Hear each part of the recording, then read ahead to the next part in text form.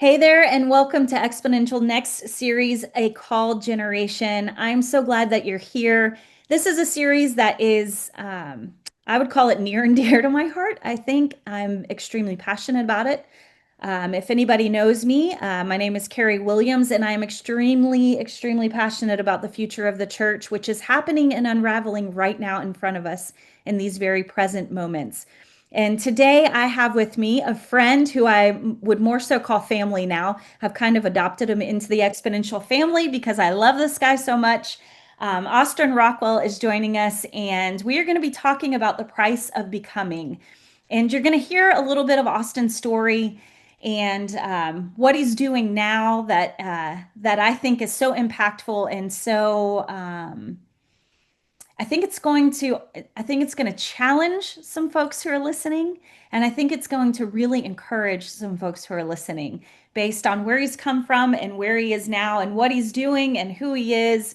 And I think most of you are going to see yourselves in Austin as we have this conversation. So thank you for listening today. And Austin, can you just take a moment, introduce yourself, tell us a little bit about who you are, give us a glimpse of Austin? Yes. Well, hello, Carrie, and hello, Exponential family. It's good to be with you today. Thanks for having me on. I'm pumped to be here. The 30-second version of myself is I am from Madison, Wisconsin. So go Packers, go Badgers, go Cheese. I am number six of 10 kids in my family. Paul said he's the chief of all sinners. I'm kind of like that, but I'm just like the chief of all middle children. Grew up a pastor's kid. My dad was a children's pastor at an E-free church in the east side of Madison called Door Creek. And, the joke was like, Dad, you didn't have to have all of the children for the children's ministry, to be a good pastor.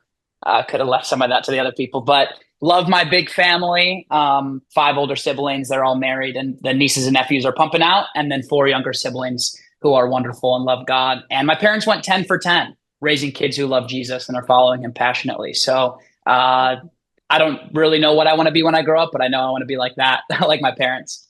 So moved out to Phoenix, Arizona, went from snow to the desert heat. And I was here 2017 to 2021, and then just loved it so much that I stayed. And so I've been in Phoenix full time since 2021, just doing ministry and life, living with the best community ever, and just loving out here. So yeah, that's me. Very cool. 10. If you guys missed that, 10 kids in his family. That in and of itself is extremely impressive, and I feel like we should interview your parents next. I mean, my Yeah, goodness, exactly. like that's amazing. And the fact that all 10 love Jesus, that in and of itself, like I would love to meet your mom. I'm just saying. Um, all right, so Austin, tell me about what you do right now in Arizona. I know you have your hand on a couple of things that you lead and that you just kind of dreamed up and birthed, whether it was on purpose or not on purpose. And so talk about Nissi and talk about Kamp Love. Yes. So when I was a college student, I was leading a camping trip for me and some friends, and it was called Camp Lope because I went to GCU, the Grand Canyon University Antelope, slopes up for any fellow Lopes listening. And it was just like kids going out in the woods, and some worship major would bring his guitar and sing a out of tune version of Reckless Love. And I was like the insufferable Bible major who like had to make everything a sermon moment. And, open up your Bibles, Matthew 5, you're the light of the world, whatever. And I just watched year over year this like amazing thing happen where lonely people would go on this camping trip, and then they would leave with friends, and like lost people who didn't know God would come into this camping experience around a campfire and hear of the goodness of the Lord and his word, and then would leave the camping trip and would give their life to Christ and discipleship. And I was like, whoa, this is the best thing ever. I want to do this all of the time. And junior year became best friends with a guy named Jared Lovecamp. We became dumb and dumber. I was the dumber. And he was just the yin to my yang. Like I was the crazy, let's all go camping in the woods. And he was like, let's do an info party and have an Instagram, and all the logistics genius guy, media guy behind it all. And then our junior year, seemingly on accident, 350 kids are in the woods camping at this Kamp Love, and we're looking at each other and we're like, what is happening? And that was 2019, 2020, everyone's favorite world event happens. We all go home for COVID.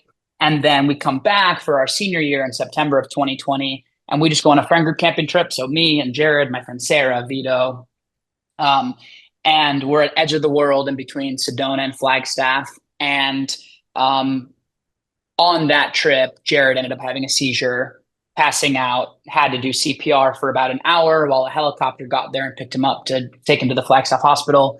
And then he passed away. And, whole life flipped upside down in so many ways. But part of that story is Jared's last name is Love Kamp with a K.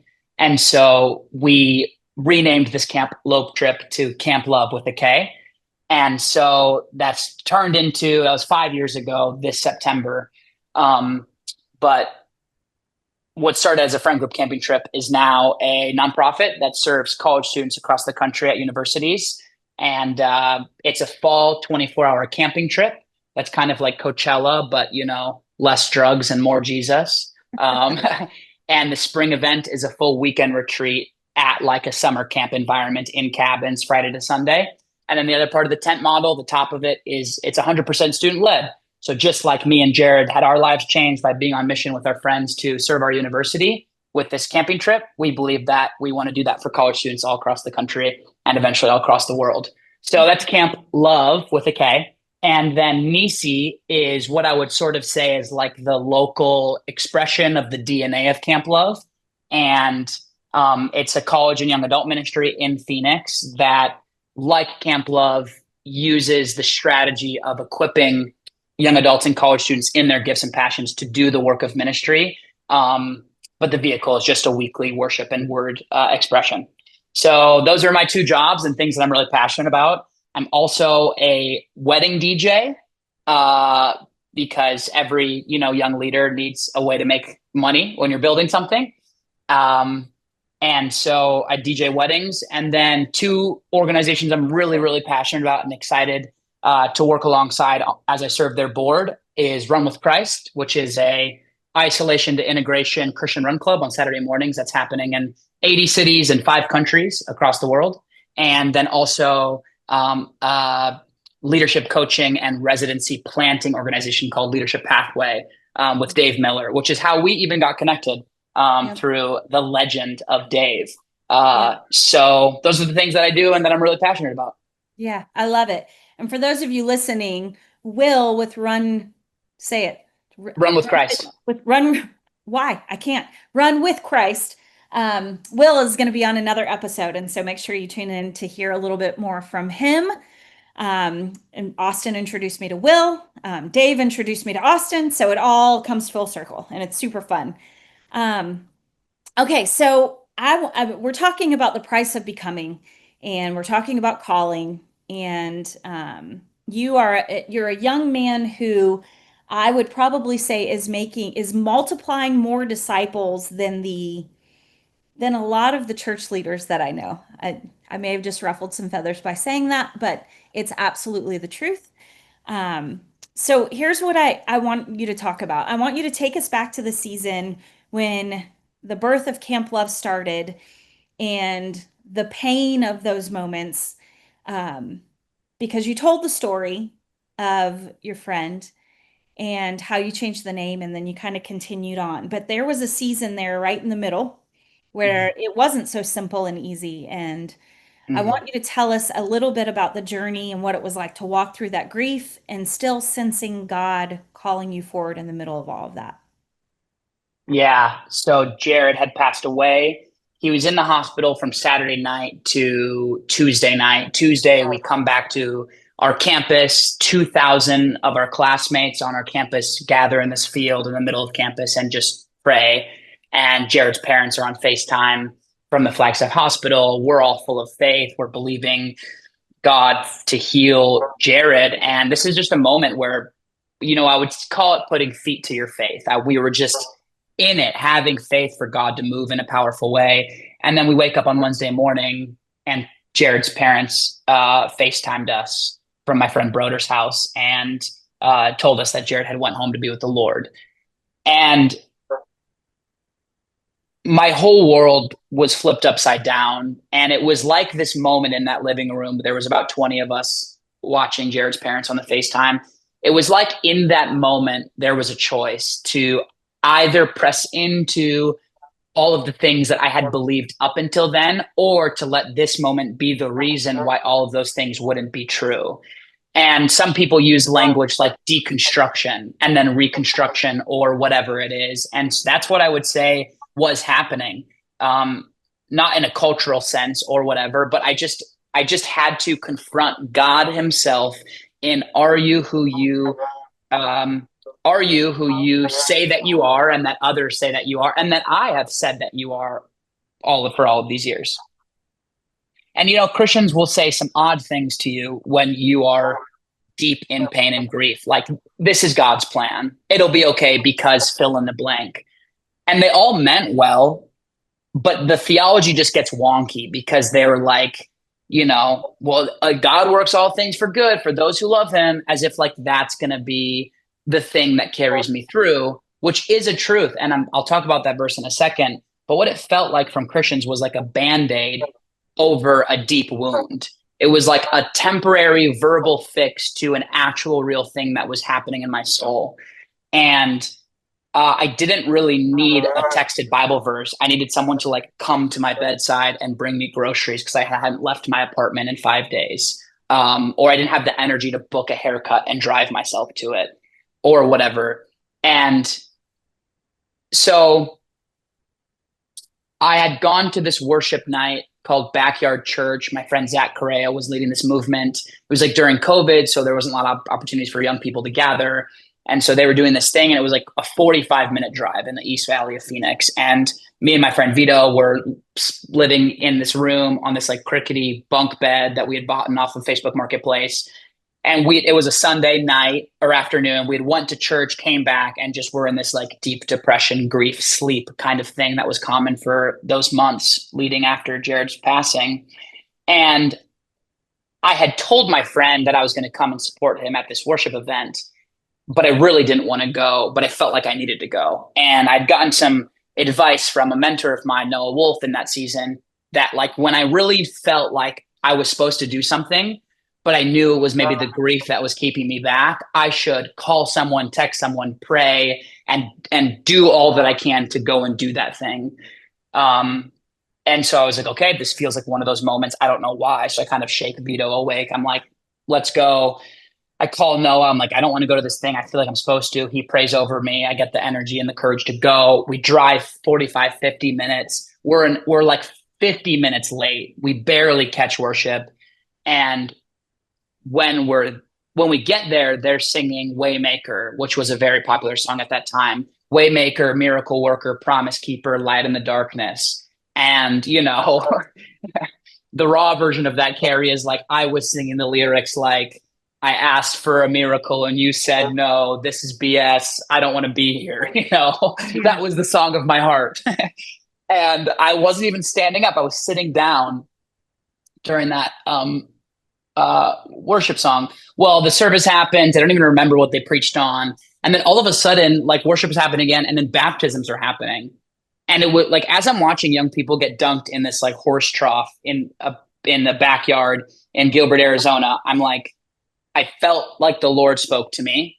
And I didn't grow up in an environment where like God speaks, you know what I mean? Like God speaks through his word, and that's about it. So this sense that God could speak to me in another way, it's very unfamiliar to me in that season. And I don't say it lightly that I felt like I heard the voice of the Lord. And I felt like he had said, dream big for Kamp Love. Well, the story about that is that I didn't even like want to go camping ever again. I mean, the PTSD and grief of losing Jared in that way, et cetera. And then also like me and Jared have been raising up some freshmen who are now sophomores to run Kamp Lope when we had graduated. So in my head, I was like, we renamed Kamp Lope Kamp Love. I'm a senior. Let me graduate, do this grief thing, figure out my life, and then they'll just run Kamp Love next year when this is all said and done. So in this moment when God said dream big for Kamp Love, I was like, I don't even know what that means. I don't even want to run Kamp Love, much less go camping again. Well, I felt like he told me it again at the end of the night. driving home with Vito, my roommate. I tell him, I felt like I heard this from the Lord. And then 2 weeks later, I'm just in my living room reading the Bible, and I felt like the Lord told me again, dream big for Kamp Love. So at this moment, I'm kind of pissed off. I'm like, okay, God, like I don't know what that even means. So then I go, okay, God, what's the craziest dream I could possibly think of for the first ever Kamp Love? Like if Jared were alive and I were telling him, this is what we're doing to honor your legacy and carry on this mission that you and I had as best friends in college, like it would be this. And there's this like iconic young life camp in northern Arizona called Lost Canyon. That's like less like a summer camp and more like a Christian resort. You know what I mean? Like Young Life knows how to build camps. They know how to reach kids for Christ and they know how to build camps. Nice. So I'm like, we're gonna rent out Lost Canyon, being like they're never gonna rent this out to a college kid. So I call them, and JP answers the phone, and I was like, hey, Kamp Love, whatever, da da da. Here are the dates that we're looking for, and it was just like, yep, yeah, sounds good, sure, here you go. And I was like, what? And then at the end of the call, Carrie, I was like, wait, do you know I'm a college student? And he was like, oh, I didn't really catch that during the call, but like, that sounds great. No worries. Do you want a discount? So then at this point, I'm like, okay, God, like it's just laughable. But the next test is like, all right, God, if this is really you, all of my friends who ran Camp Lope who are also grieving Jared's death and were on that camping trip with me, like we will, like we have to do it together. But they're surely not going to run this like PTSD ridden camping trip, you know? Yeah. And I just meet with all of them, and they're all like, yep, sounds good. We're in. We feel like this is God. And there's a million God stories interwoven, but like we felt like God wanted us to charge $50 and Lost Canyon was going to charge us 115 per student. And so it's 3 weeks up until the camp. We launched the 350 beds we had available. It sells out in 3 minutes, all 350 beds. And then over the next 2 weeks, we've fundraised 17 and a half grand to cover the cost. And like, there's just so many things like that. But yeah, I was pissed off in a backyard 50 minutes away from my house in a deep season of grief. I didn't even want to sing a worship song. And then less than 3 months later, I am at Lost Canyon in northern Arizona, 45 minutes away from where Jared passed away. And I'm watching students get baptized on Sunday morning in a hot tub, uh, giving their life to Christ for the first time.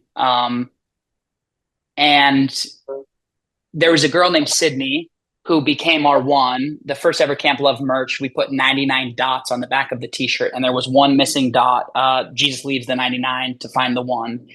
And the one for our friend group was a girl named Sydney who worked at Dutch Bros with one of our friends, Sarah. And she didn't even go to GCU, but we were like praying for her to come camp, give her life to Christ. And then that was like our one.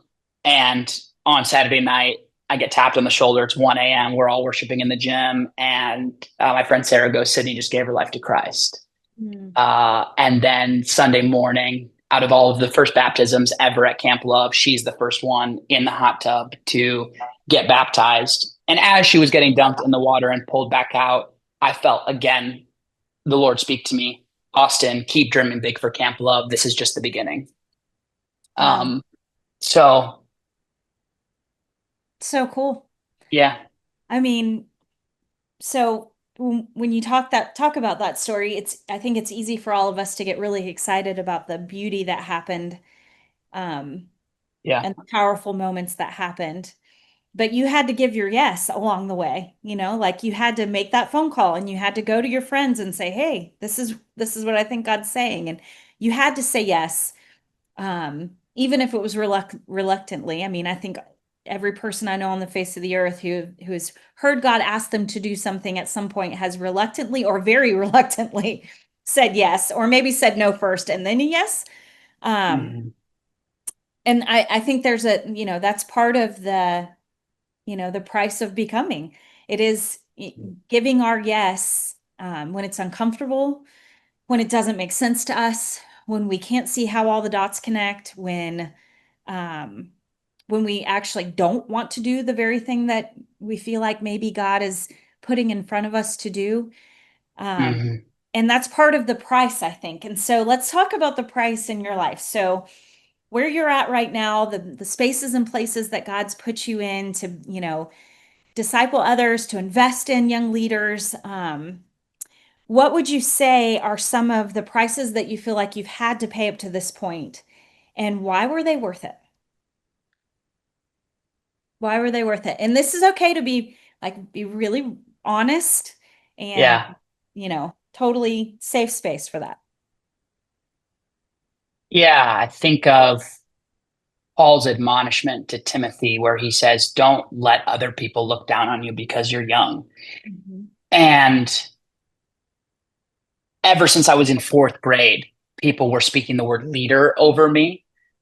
And um, being in high school and in college and even post college, seasons of older leaders not understanding me, not accepting me, not wanting me around, not understanding me, using language like, this isn't local church, this, those sorts of things.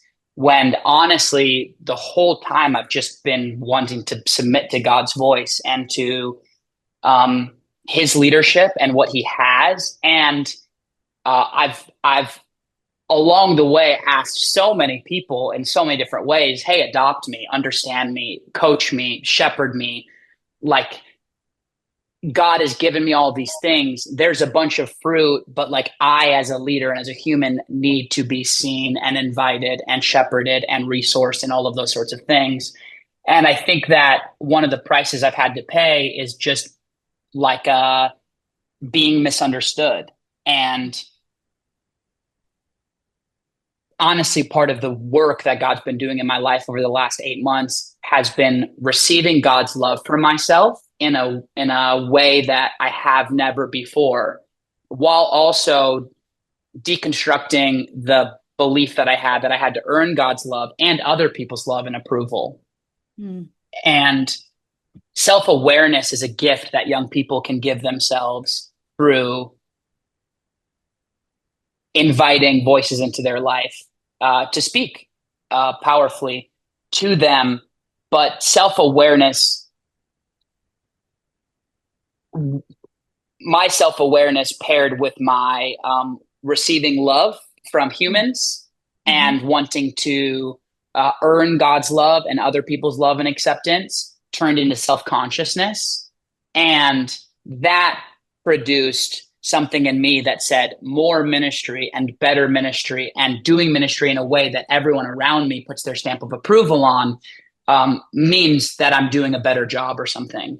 But that Mhm. wasn't always true. And oftentimes I look back in the last 4 years of ministry, it's been like, okay, was I consulting God? God, is that how you want me to do this? Or was I consulting all of the voices in my life that would give me the green light and the stamp of approval, or whatever? So, yeah, being misunderstood. I think that JP Cluda says it like this: leadership is just a commitment to being misunderstood. And um, yeah, I love being understood. I love when people are like, you're awesome, keep going, we get what you're doing. And being misunderstood is really hard. Yeah. Because you're betting on, no, what I feel from God is correct. And so that's been a price. I think another price has been like um perception. Like, a lot of people will say the statement, favor ain't fair, in the sense of positive light, but favor from God is also not fair when all of the stewardship and the weight of responsibility comes. Mm. And I'm 26, but if I look at 21 to 25, my early 20s, like to mid 20s, there was a lot of sacrifice that, like, I wasn't able to um, do whatever I want, say whatever I want. Uh, like, even weekend plans. Like, I was out at a university planting a camp or doing work, and it was like I didn't, you know. get to go to that birthday party. I didn't get that invite or whatever to that community thing. And then even a sense of like when I am home in Phoenix, comments like, "Oh, you're never home. You're never around. Oh, we didn't invite you because we thought you'd be out of town," or whatever those things are. And so yeah, those are the few of like the things that come to mind. Yeah. When you think about those things, is it worth it? 1,000,000%. Yeah. Not A even a million question, percent. right? Yeah, yeah. Yeah. Not even a question. Um, so you're 26, but you have already persevered through some things.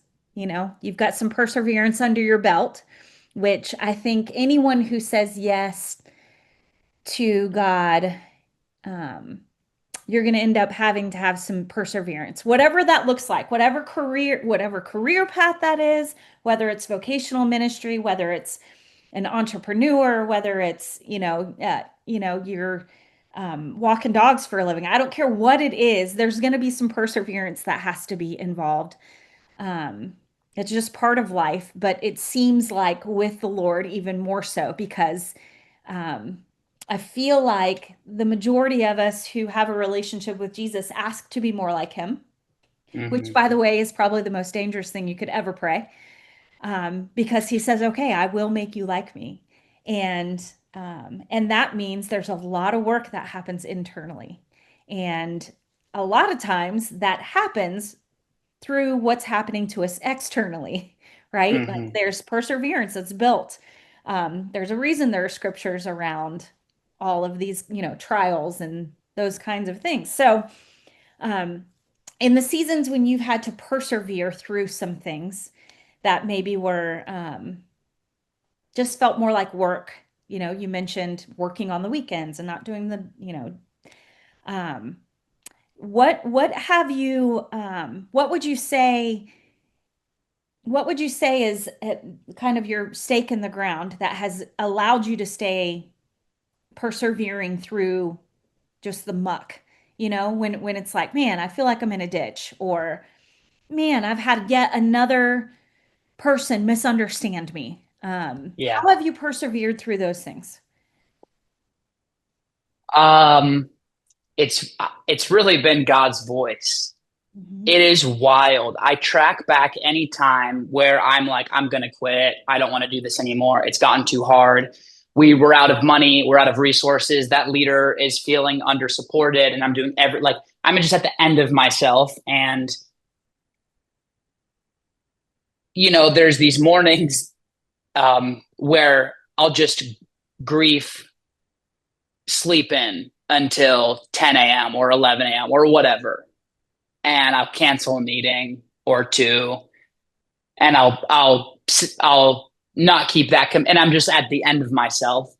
And an Mhm. hour goes by, and I check my phone, and there is an email, a verse of the day, a voice memo that is an exact word from the Lord for that very thing from someone I haven't heard from in weeks, months, or years.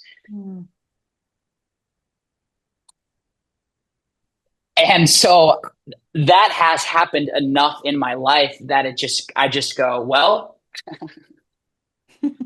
I think if I even told my board and all of my coworkers and you that I'm done, I'm gonna quit, that like tomorrow something would happen that it would be God like being like, nope, you're not. And I look at Moses, who hits the burning bush, has that moment with God, and then God's like, obey me. And Moses is like, I don't really. And then he's like, well, I'll do it with Aaron. And God's like, that's not what I meant, but all right, here you go. And so even when Moses like, I can't do it and didn't believe in himself, it wasn't necessarily God's original first plan for Aaron to be co-leading this thing, but uh, but even in Moses's weakness, God provided the thing that Moses needed to keep saying yes to God. I Mhm. think of Jonah on his way to Nineveh, and he's going the other way. He's going the opposite way, and God's like, "I love you too much to let you do your own thing in your own way. You're actually going to obey me." Mhm. And um, and so, yeah, it's been the voice of the Lord in my life through his word, through his spirit, and through other people that has like kept me going. Mhm. Um, and the enemy has no new tactics. It's so funny. Like I know that in the beginning of September, the end of August, the beginning of September, I'm going to be attacked. I'm going to feel spiritual and physical oppression. One, because my body knows that the anniversary of Jared's death is coming up. You know, that book, The Body Keeps Score. And two, just the weight of ministry season is happening. So I know that he's going to attack me in the beginning of September, at the end of August, and then also in like the beginning of April, because that's when all of the camps wind down and when Nissi winds down and all of those sorts of things. And so, like, if I know that, then I can especially try to go, okay, Lord, what are you saying to me? Like 2 days ago, I texted like 8 people on my phone and I was like, hey, can you pray and ask God if he has a word for me, like a specific word? And so, even just those prophetic words that I got are like so uplifting to me right now. And I look at my calendar today for the rest of the week and the rest of the month, and I'm like, I don't want to do that, God. I want to hang out with my friends and do whatever I want to do. But um, but yeah, it's his voice that keeps me going. Yeah. I love that, Austin. And it is a good reminder that like God is who he says he is, and he is who you say he is, and or who you have said he is. And that if you're in a season where you feel like you need to persevere and you don't know how, God's got you. He knows Mm-hmm. he knows how. He knows how to get you to where you need to be. Um, he's faithful and he's good like that. Like he knows Austin needs that word. He knows Austin needs to pick up his phone and see that tangible word on his, as the very first thing as he grief sleeps, which I love those Yeah, terms. I've never heard of grief sleep. I've done that a few times in my day. yeah. I mean, God just knows. He knows us. He knows what we need to persevere. Um, and at the end of the day, what he's looking for is just that we would say yes. Mm-hmm. When we don't have anything else to give, we just say yes. Like when you talked about at the end of yourself, you said that a couple of times when you were talking. I got to the end of myself. I was at the end of myself.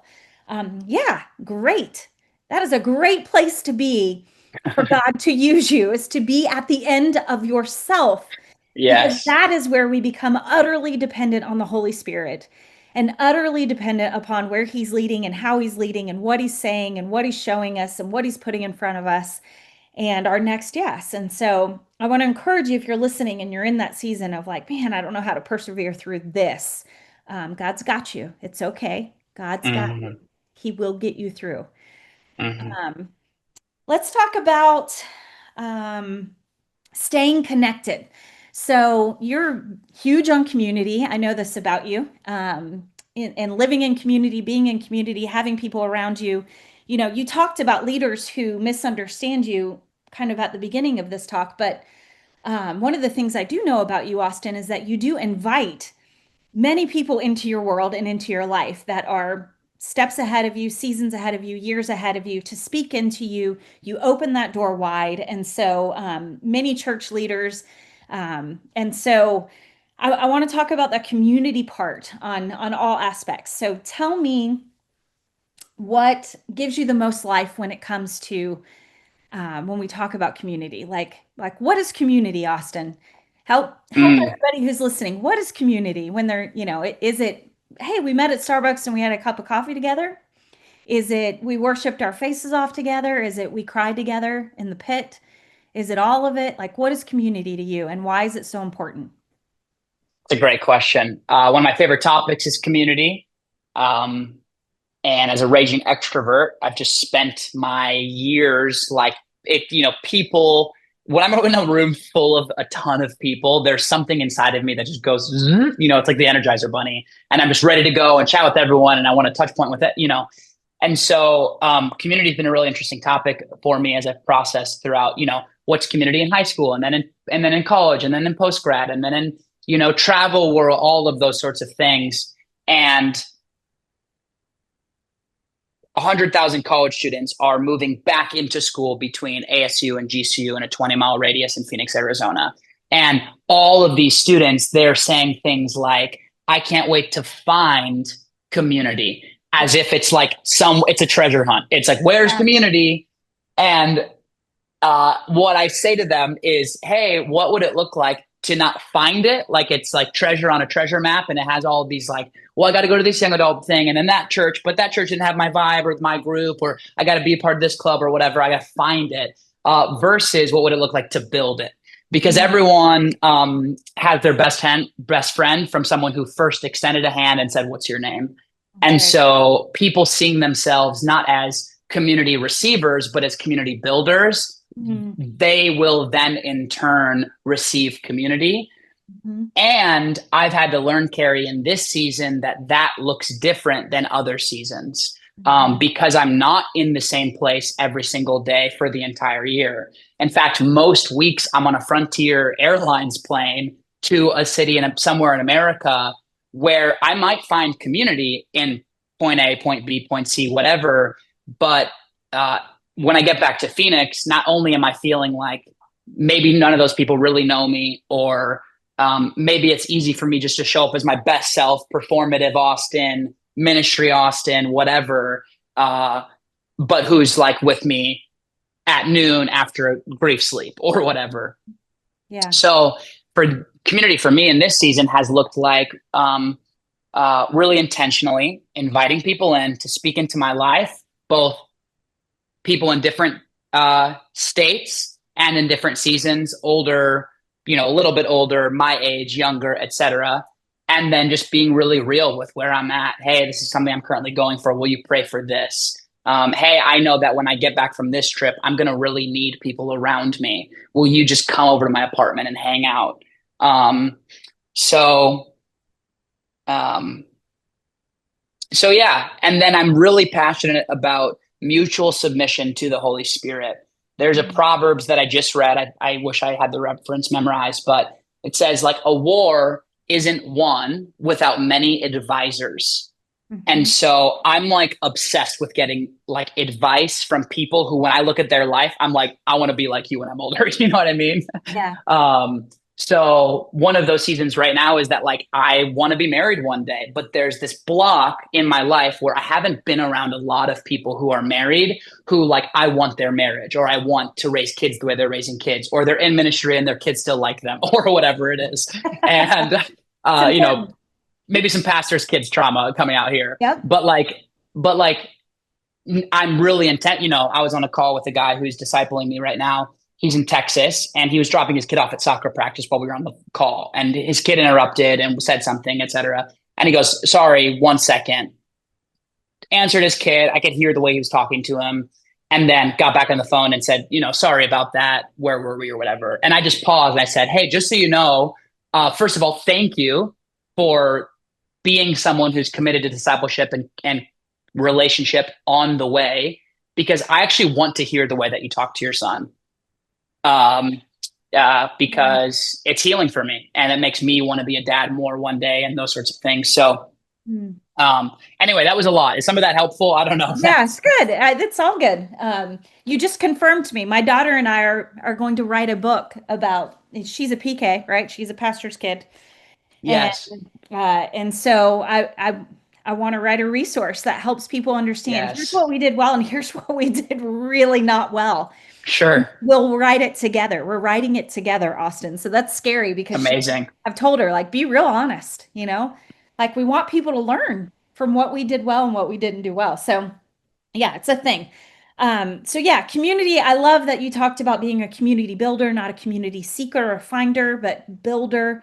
I have two daughters in college who, and I can attest that the minute that they shifted their mindset from like seeking community to building community. So my oldest, Yeah. she now does family dinners in her apartment on college campus and just invites all the neighbors and extended people around.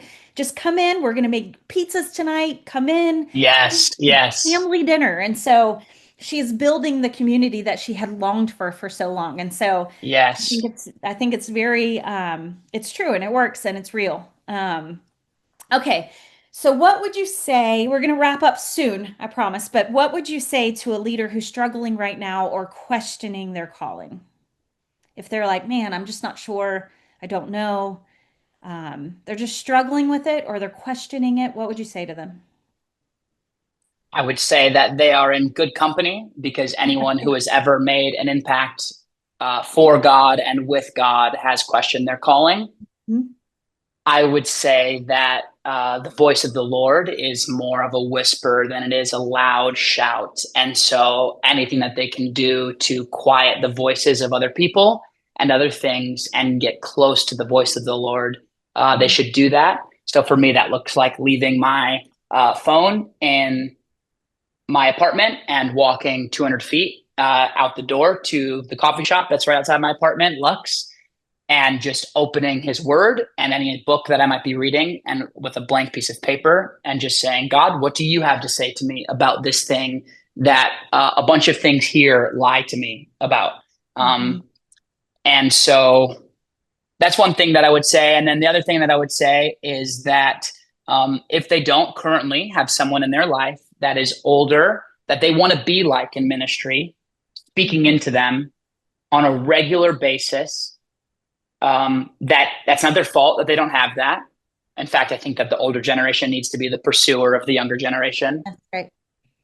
but it's not their fault. But they should fast and pray for that person until God gives them that person. Yeah, I love that. And maybe even be the person who asks.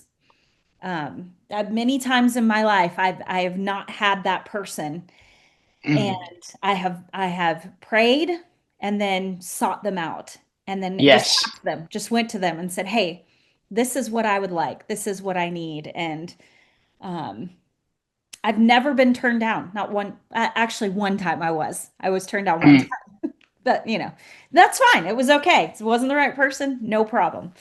But ask. I mean, ask, and God will open the door for the right person. I agree with that completely. And I love that you talked about the fact that the biggest and loudest voice you need to lean into is the Lord.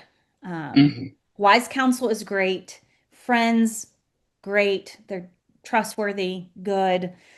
But at the end of the day, it's your relationship with the Lord. And I often will say it this way, your relationship with the Holy Spirit that Mm. is going to sustain you through anything. And so, Mm. building and understanding what it means to commune with the Holy Spirit on a regular basis, uh, Mm. that's the key to everything. That's the key to your fulfillment, your peace, your joy, happiness, contentment, fruit, influence. I mean, you name it. It is abiding in the Holy Spirit, communing with Him first and foremost. Um, Okay, so do you have anything else, Austin? This has been so fun, and I could talk to you for hours because I just love you. But is there anything else that you want to share with anybody listening who's, tuned in because of the title of The Price of Becoming? Is there anything else that you'd want to say or download to them before we wrap up? Yes, I was praying for this title and this time with you, Carrie, and I was thinking of the verse in Romans 12 that says, offer yourselves as a living sacrifice. Um, and so I just wanted to read that to bless and commission any of our listeners. Mhm. Yeah, Paul to the church in Rome, chapter 12 in Romans. Therefore, I urge you, brothers and sisters, in view of God's mercy, to offer your bodies as a living sacrifice, holy and pleasing to God. This is your true and proper worship. Don't conform to the patterns of this world, but be transformed by the renewing of your mind. Then you will be able to test and approve what God's will is good, pleasing, and perfect will. So, dear young leader, if you've gotten to this point in the podcast and you are feeling any feelings, just know that the price, anything that you're facing right now in this current season and assignment, the price of that, the rejection of others, the cost of the hours of work, having no money or resources or wherever you're at, just know that this is part of it. It's part of what God has asked you to do, to offer your full bodies as a living sacrifice for Him and for His purposes. And yeah, there's this verse, Romans 8:28, Carrie, that a lot of people would say to me, after Jared died. And we know that in all things, God works for the good of those who love him, who have been called according to his purpose. And I felt like people were saying that to me in the terms of like, Jared died, but therefore it's a good thing because God's going to work it for good. And two misunderstandings in that. The current trial and price that you're paying, the sacrifice, God doesn't look at us suffering and say, I take enjoyment in your suffering because I know that good things are going to come of it. But we serve a kind of God who says, because of the consequences of sin, death, pain, the toil of work, the pain of childbirth, all of those things, because I'm a good God, the consequences of sin is fill in the blank, which is the price and the toil. Which, by the way, God's like, I paid the highest price. I paid it for it with Jesus. But and we know that in all things, God is working for the good through those horrible things. So Jared dying, the price that you're paying, that doesn't automatically make it a good thing. And also the good that he's working isn't better circumstances. It's not like, oh, more people get saved, you have a miscarriage, but people got saved from that story, or women were encouraged from that story, or whatever it is. So therefore the miscarriage was good. Or it doesn't even mean that better circumstances in life are going to happen to you or other people. That good, I believe, is defined by God's glory. And so just know that, like, there's this moment where Paul and Silas, they're in chains and they're like in jail and they're singing praises to God. Their circumstances sucked, but their praises brought God a ton of glory. So, dear young leader, you paying the price you're currently paying is bringing God a whole ton of glory, and you should keep going. Yeah, that's good, Austin. I appreciate it so much. Thank you for all you're doing for the sake of Jesus and for the sake of loving people. You do it really well, friend. And it's an honor to have you with us today. And I want to thank everybody for listening in today to this episode. In the series, A Call Generation, this is just our way of trying to do a deep dive around the next generation of leaders. And to be a leader, it doesn't take a title, it doesn't take a position. It just literally takes saying yes to Jesus and following where he leads you. And ultimately, you're going to look around and you're going to find out that you're pointing other people to Jesus along the way. And so I want to encourage you that wherever you're at and whatever you're doing, you are called. And I'll say it this way. Our purpose is to know God and make him known. Everybody on the face of the earth has the same purpose. Our calling is the unique way in which we fulfill that purpose in any given season. And every person is called to use whatever season of life they're in to point people to Jesus. And it's really that simple. Just love God and love others. And so thank you for joining us. And I hope you'll tune in to the next episode and we'll see you around. Thanks.